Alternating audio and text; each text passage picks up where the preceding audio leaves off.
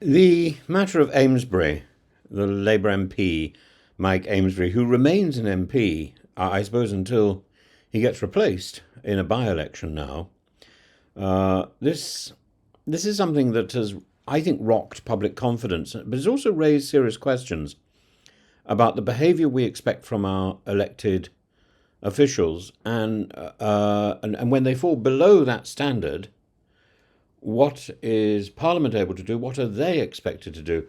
And simply to be thrown out of the Labour Party is not enough.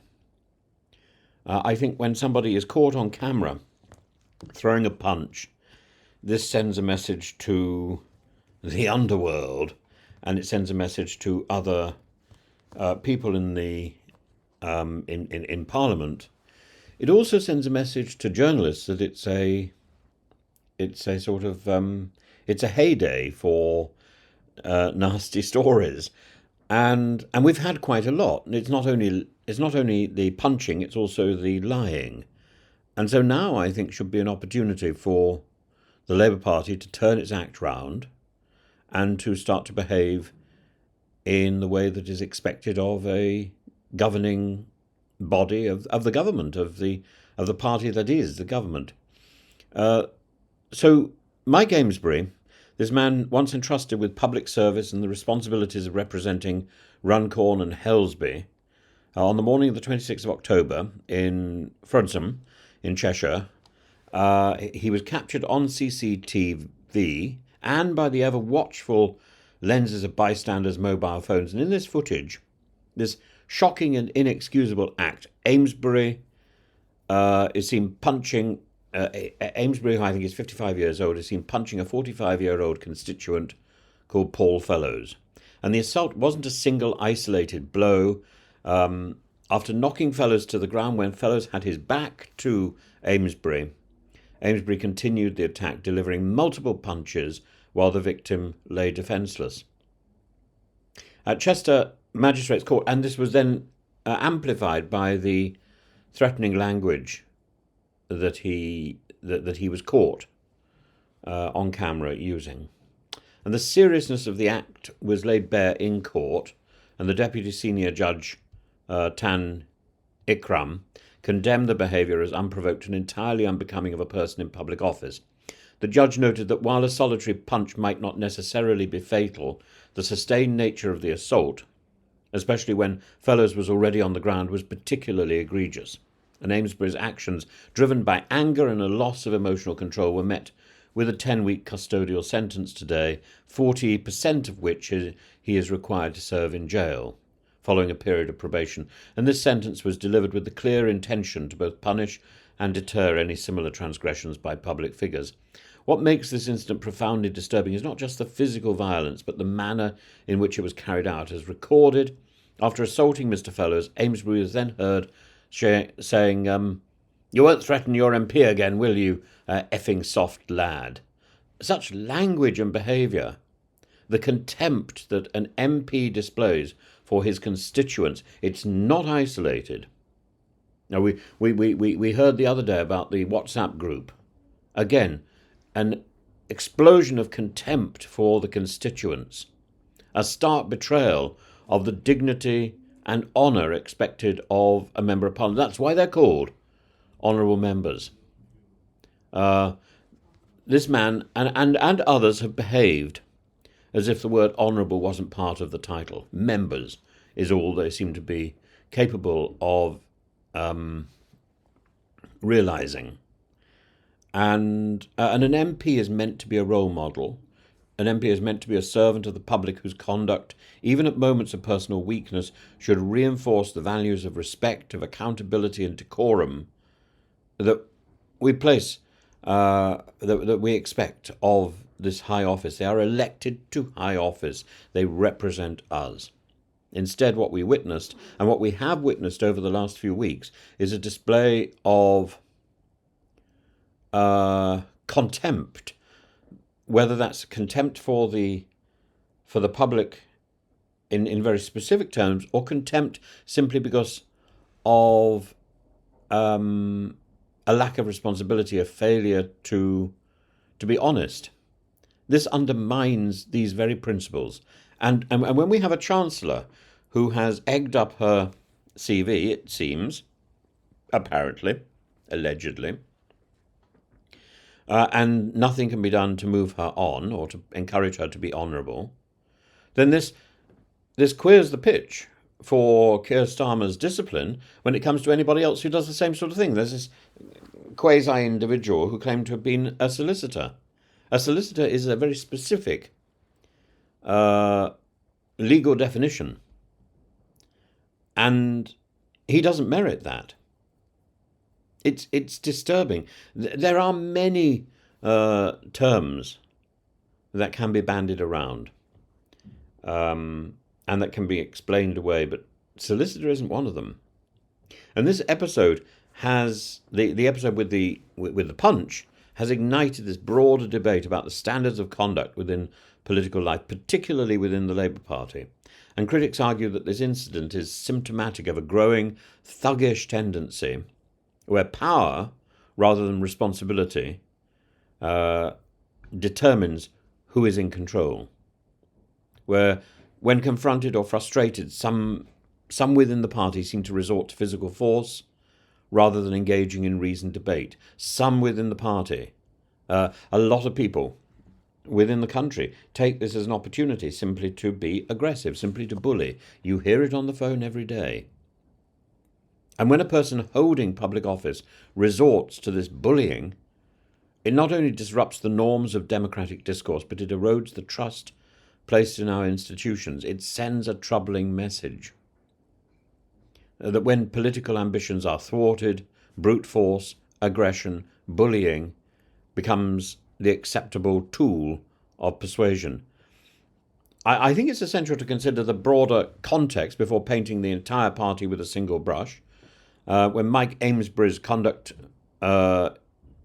is referenced, and while it may be indefensible, it would be overly simplistic to suggest that it reflects the character of every member of the Labour Party. Many within the party continue to champion respectful dialogue and principled debate, and the same in the Conservative Party. I don't know very much about the present Reform UK Party, but nonetheless, this incident provides an opportunity, a chance to reassess the culture within our political institutions and to renew our commitment to upholding the values that underpin a healthy democracy. And the swift action taken by the party in suspending Amesbury, the subsequent calls for his resignation, signal a recognition that this sort of behaviour has no place in public life. But for some reason, Parliament and the upstanding members of the House of Commons are emasculated by convention that assumes that this behaviour is an aberration which can be corrected, that somebody can reform and continue to hold their seat and represent their constituents. There is a red line that has been crossed, and for some reason we seem to have too many of these people who think the world owes them a living. They are elected to office, they are elected to serve, not to lord it over their constituents. And the fact that the incident was captured in such unequivocal detail by modern technology only underscores our collective responsibility. In today's digital age, transparency is not optional. It's an inherent part of how we hold our leaders to account. The immediate dissemination of the footage served as a powerful reminder that no one is above scrutiny and that every action is subject to the watchful eyes of the public. And for those who've been dismayed by what some describe as the thuggish nature emerging in certain quarters of politics, this case must serve as a clarion call. It's a stark reminder that elected representatives must embody the highest standards of conduct. Everybody fails, of course. And a modest failure, I think, can be taken into account. But a punch followed by a series of punches, followed by aggressive language, is not a momentary aberration. And I think at that point, you have to say, this is simply wrong. And similarly, lying in official documents it wouldn't be accepted by any other official job. A teacher caught lying on a CV would be dismissed. They would be told that they brought the school or the university into disrepute. And while there might be mitigating circumstances, and while there might be some sort of kindness on the part of the institution to the aberrant teacher, the default position is resignation. And yet the default position in Parliament is to retain their seat. And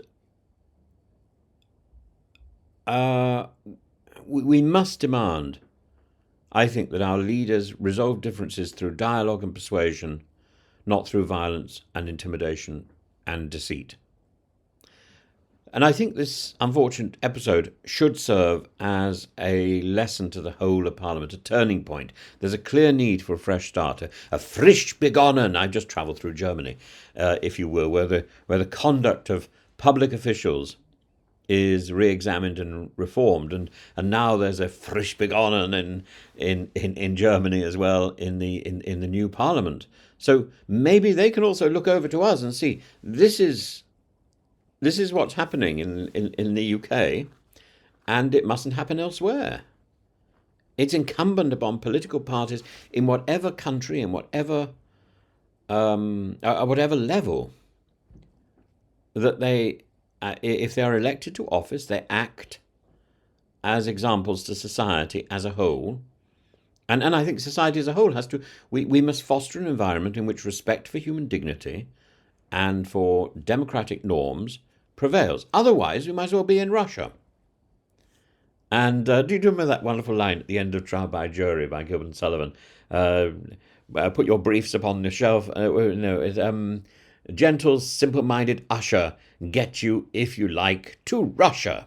Put your briefs upon the shelf. I shall marry her myself. And then the judge goes off to marry the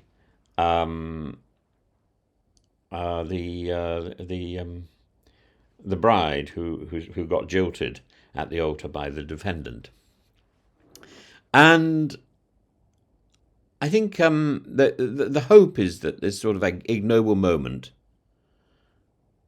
there will be a renewed commitment to integrity and accountability across the public sphere, one that reinforces the idea that our leaders must be paragons of virtue, or must try to be, rather than examples of what we should condemn.